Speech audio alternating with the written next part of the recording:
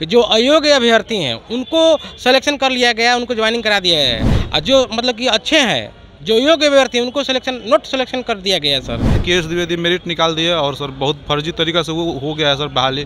चौधरी जी बोले तो थे कि सर हम लोग जब पूर्व में मिले थे तो बोले थे कि हमारी सरकार अभी नहीं है और हमारी जब सरकार आएगी तो हम कुछ करेंगे, इसीलिए उस श्रीमान को हम लोग याद दिलाने के आ गए थे सर कि आप तो बोले थे। नमस्कार, आप देख रहे हैं फर्स्ट बिहार, मैं हूं आपके साथ शैलेंद्र कुमार। देखिए, बीजेपी प्रदेश कार्यालय में प्रदेश अध्यक्ष सह बिहार के उप मुख्यमंत्री सम्राट चौधरी से मिलने के लिए चालक सिपाही अभ्यर्थी पहुंचे हैं। आखिर क्या है पूरा मामला, इन्हीं से समझते हैं। आखिर क्या है पूरा मामला जो आप लोग आज उप मुख्यमंत्री सम्राट चौधरी से मिलने के लिए? सर, विज्ञापन संख्या 1/2016 केंद्रीय चयन परिषद द्वारा हम लोग का चालक सिपाही भर्ती का बहाली लिया गया था सर। उसमें हम लोग हर अटेम्प्ट पास किए थे, लिखित और ड्राइविंग जो दस्ता था वो भी हम लोग पास किए थे, अच्छे अंकों से हम लोग पास किए थे सर। लेकिन हम लोग को मेरिट में छांट दिया गया था सर। बाद में हम लोग मीडिया के माध्यम से मालूम किए कि जो अयोग्य अभ्यर्थी हैं उनको सिलेक्शन कर लिया गया, उनको ज्वाइनिंग करा दिया है, और जो मतलब कि अच्छे हैं, जो योग्य अभ्यर्थी हैं उनको नोट सिलेक्शन कर दिया गया है सर। हम लोग मीडिया के माध्यम से पता किए और हम लोग एक रिट याचिका हाई कोर्ट में भी दाखिल किए और उस हाई कोर्ट के द्वारा एक टीम गठित करके जांच की गई सर, जज राजीव रंजन पाठक के माध्यम के द्वारा।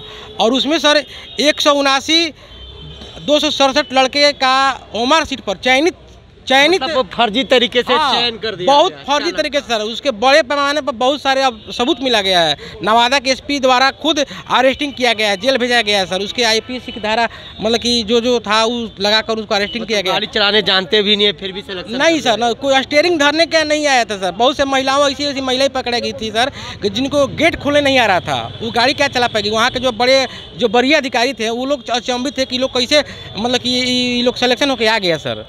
उसके माध्यम से हम लोग सर एक रिट याचिका बनाकर हाई कोर्ट में भी केस फाइल किए थे सर। और हम लोग को लास्ट ऑर्डर में है सर, राजीव रंजन पाठक हम लोग को ऑर्डर में। आखिर पूरा मामला क्या है? आखिर आप लोग दरवाजा एनडीए की सरकार बनी तो सम्राट चौधरी के पास सर हम लोग एनडीए के सरकार में सर से मिलने आए हैं कि हम लोग का भी कुछ किया जाए। सम्राट चौधरी से पहले मिले थे, आश्वासन दिया गया था कि हम लोग पहले मिले थे कि हमारा जब सरकार आएगा तो हम आप लोग को देखेंगे, आप लोग के विज्ञापन संख्या को हम देखेंगे, इसीलिए हम लोग सर के पास मिलने के लिए आए हैं।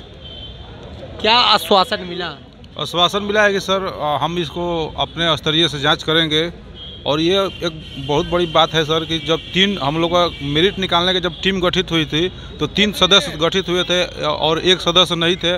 और वो सदस्य कह रहे थे कि हम इसको अपने स्तर से जांच करेंगे, आप लोग मेरिट नहीं निकालिए। और उसके बाद भी केएस द्विवेदी मेरिट निकाल दिए और सर बहुत फर्जी तरीका से वो हो गया है सर बहाली। और उसमें सर लिखा हुआ है कि एक जो टीम 3 गठित किया गया था तो एक नहीं रहने पर क्यों मेरिट निकाल दिया गया। और सर अभी केस दबवा दिया गया है सर। हम लोग को उजागर नहीं हो रहा है, मेंशन कर रहे हैं, आज 6 महीना से ऊपर हो ही नहीं रहा है, पैसा से सर दबवा दिया गया है। आखिर पूरा मामला धांधली का है। बहाली कितने की निकली थी? आप लोग का सिलेक्शन नहीं हुआ था, मेरिट लिस्ट से आप लोग को क्यों छाड़ दिया गया? जी सर, उस बोर्ड में एक राजेंद्र पाठक जी थे, उस बोर्ड में गठित थे ईमानदार छवि के जो राजेंद्र पाठक थे, वो परीक्षा फल पर सिग्नेचर नहीं किए थे। उसका जो खुद अपना वो प्राप्तांक संख्या और लेटर संख्या निकाले हुए हैं कि हमको इस बहाली पर पूरा संदेह है, इसलिए हम साइन नहीं करेंगे। फिर भी उनके बिना आदेश पर ही केएस द्विवेदी जो उस समय बोर्ड के अध्यक्ष थे, उनके आदेश के बिना ही वो रिजल्ट प्रकाशित कर दिए।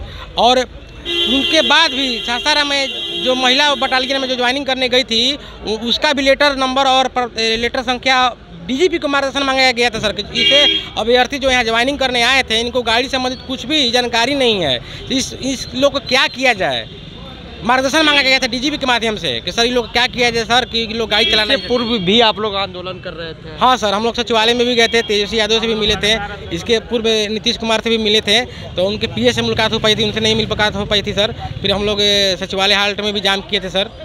से बहुत जगह हम लोग मिले, बहुत मंत्री से भी हम लोग मिले, जिसकी सरकार आई हम लोग दौड़ते रहे सर। दौड़ते दौड़ते हम लोग का चप्पल। उम्मीद है कि सम्राट चौधरी जी बोले तो थे कि सर हम लोग जब पूर्व में मिले थे तो बोले थे कि हमारी सरकार अभी नहीं है और हमारी जब सरकार आएगी तो हम कुछ करेंगे, इसीलिए उस श्रीमान को हम लोग याद दिलाने के आ गए थे सर कि आप तो बोले थे कि हमारी सरकार नहीं है, अब आपकी सरकार आई है, से आप हम पर थोड़ा ध्यान दीजिए। कब बहाली का फार्म कब आया था? 1/2016 में आया था सर। 17 में? हाँ, विज्ञापन 1/2016 है, 17 में आया था। भी तो एनडीए की ही सरकार थी।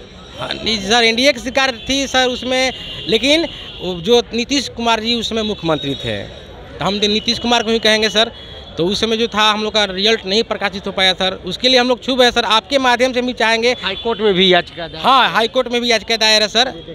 ये चयन सिपाही परिषद के जो चालक अभ्यर्थी वो बिहार के उप मुख्यमंत्री सम्राट चौधरी से मिलने के लिए आए थे। जब इनकी सरकार नहीं थी, महागठबंधन की सरकार थी, तो उनसे पहले इनकी मुलाकात हुई तो उन्होंने कहा था कि मेरी सरकार आ गई तो निश्चित तौर पर आप लोगों को एक बार विज्ञापन देखेंगे। तो उसी दरमियान में ये जो है चालक सिपाही अभ्यर्थी ये आज उप मुख्यमंत्री सम्राट चौधरी इनकी सरकार बनने के बाद मिलने के लिए आए। इनसे आश्वासन भी मिला है कि जल्द से जल्द इस पर नज़र बनाएंगे। इसी तरह तमाम खबरों के साथ बने रहे। फर्स्ट बार से शैलेंद्र कुमार। पैनोरमा ग्रुप, जो सोचता है वो करता है। ये लो मुंह मीठा करो, आज मैंने अपना जॉब छोड़ दिया, अब हम पूर्णिया वापस जाएंगे। जॉब छोड़ दिया है? मतलब ये घर कैसे चलेगा, हम करेंगे क्या, और माँ बाबूजी क्या बोलेंगे? इसलिए मैं एक और मिठाई का डब्बा लाया, अपने बिजनेस के लिए लोन अप्रूव हो गया। अरे लोन अप्रूव हो गया वो तो ठीक है, लेकिन पूर्णिया में हम रहेंगे कहाँ? अपना घर भी तो नहीं है वहाँ। इसलिए तो एक और मिठाई का डब्बा अलग से लाया हूँ। हमने पूर्णिया में घर ले लिया है, पूर्णिया के ई होम्स पैनोरमा में। पूर्णिया में पैनोरमा ग्रुप लेकर आए हैं ई होम्स पैनोरमा। बड़ा घर, आलीशान जिंदगी और अत्याधुनिक सुविधाओं के संग। अरे अरे, अब क्यों मुंह मीठा करवा रही हो? क्योंकि हम घर वापसी जो कर रहे हैं। घर वापसी की खुशी पूर्णिया में ई होम्स पैनोरमा के संग। E homes panorama, luxurious lifestyle redefined.